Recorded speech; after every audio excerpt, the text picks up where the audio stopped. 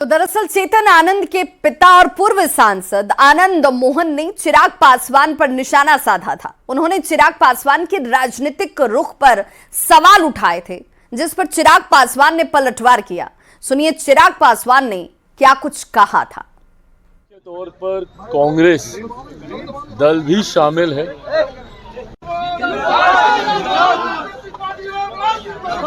की बात पे किसी प्रकार की प्रतिक्रिया देना कोई ज़रूरी नहीं है, पर हाँ, उनके परिवार के कई सदस्य सक्रिय राजनीति में हैं और वो ऐसे घटक दल में हैं जो हम लोग के गठबंधन का हिस्सा है।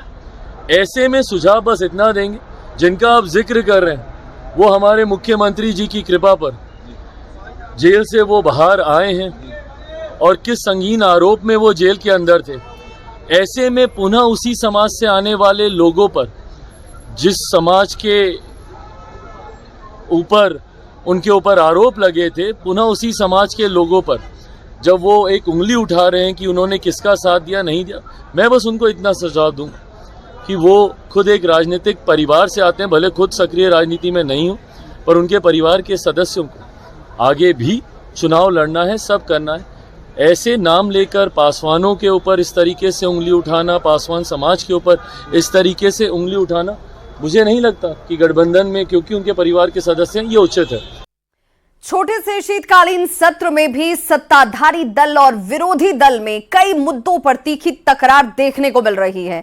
आज भी शीतकालीन सत्र के तीसरे दिन इस बात की आशंका जाहिर की जा रही है और सबकी निगाहें इस बात पर टिकी रहेंगी कि विपक्ष किस मुद्दे पर सरकार को घेरती है।